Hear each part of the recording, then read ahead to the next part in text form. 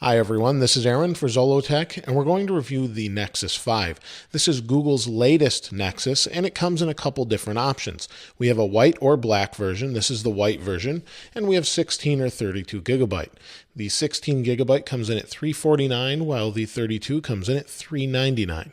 This is actually the 16 gigabyte model, and the other difference for the white is this white speakerphone area here and this gloss side around the outside instead of being soft touch plastic. The internals of this phone are really impressive. Quad-core 2.3 gigahertz, Snapdragon 800, Adreno 330 GPU, and it has all sorts of sensors inside of it that you'd expect. It also works on just about every GSM LTE network you can think of. It has Bluetooth, Wi-Fi, BGN, and AC, so it's got all the latest as far as sensors and antennas go for the most part. We also have a rear-facing 8-megapixel camera with an LED flash, and the design of the phone is really pretty nice. It feels really nice in the hand, and it's got a really nice large 1080p display that's 4.95 inches, just under 5 inches, with 445 pixels per inch. It's also covered with Gorilla Glass 3, so it's really very strong. It has 2 gigabytes of RAM, and like I said, this is the 16 gigabyte model. The battery inside is a non-removable lithium polymer 2300 milliamp hour battery. It's good for 300 hours of standby and 17 hours of talk time.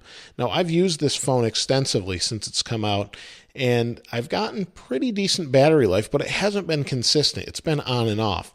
Let me show you what I mean by that. If I go to the battery settings here, we'll go into battery. You can see it's been on for 10.5 hours or so, just on battery. The screen has taken up a good amount of that, and that's been on about 2.5 hours. Now, this is checking my emails and things in the background.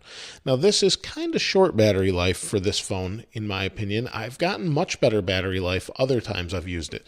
So I'm not really sure what the difference is. It just depends on the day and the type of usage I'm doing. But it definitely makes a difference depending on the day. I'm not really sure what the difference is. As far as the outside of the phone, the design's really nice. It's this really kind of soft touch plastic. Now, I understand that the black model of this has more soft touch than this model, more like the Nexus 7, and that's probably a good thing. This is actually pretty slippery, and it's dropped out of my hands a few times. This gloss side is nice, but again, it's dropped right out of my hands. The buttons on this phone are ceramic, and that sounded really nice up front, and they're really sturdy buttons, but they're very sharp. If you run your finger along this volume button here, it's just really, really sharp. Now, just like the other Nexus, it's got a headphone jack on top, your volume on the side, a speaker and microphone on the bottom, micro USB for charging, and then on this side, you've got your power on, sleep wake button, and your SIM card slot there. On the back, camera like I mentioned before, and none of that's really changed from last year's Nexus 4 model. The Nexus 4 does feel a little bit better in the hand as far as high quality materials, and that might just be because it's glass, but the Nexus 5 feels a little bit lighter. So as far as that goes, it's hard to say which one is better. I do think that the Nexus 5 feels a little bit cheaper than the Nexus 4, but the other features that the Nexus 5 brings are just so much better. It's got a better forward-facing camera, much better rear-facing camera, and the camera is really very good. It's inconsistent, though. Some people have complained about it. Let me put the Nexus behind it. Some people have complained about it, but for the most part, it takes pretty decent photos. We'll go to the photo here, snap a picture, and it comes out pretty good. The image quality is pretty decent. You can see the glare there, and pretty much what you see in this camera, you'll see here. So for the most part, it takes really excellent pictures. I haven't had too many problems as far as that goes. Now, some people have reported other problems with the camera, but for the most part, I think it's really decent. The Nexus 5 comes equipped with Android 4.4 KitKat. It's the first Android phone to come with this operating system standard, and everything's really nice and refined. Gone are the blues and the things that you saw in the past that kind of overwhelmed the operating system. Now it's more of a consistent black and white feel, and everything kind of sits in the background as far as the operating system, and all of your apps are kind of front-facing and forward. The speed is really fast. We'll go to Zollotech. We'll open a tab here. And it really performs quite well. This will take a little bit. I'm a little ways away from Wi-Fi. There we go.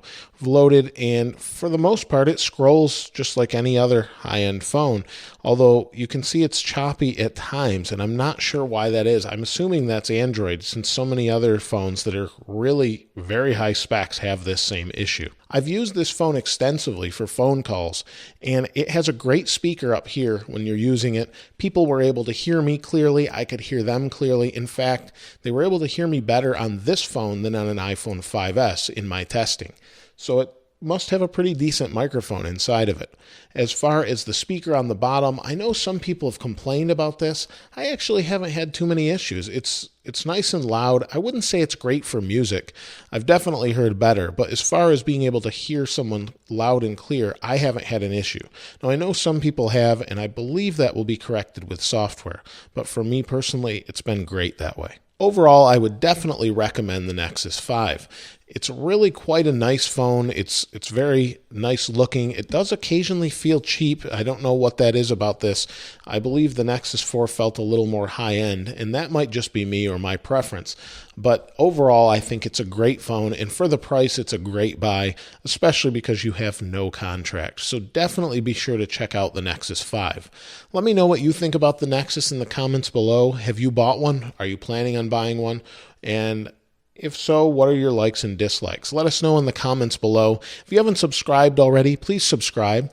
As always, thanks for watching. This is Aaron. I'll see you next time.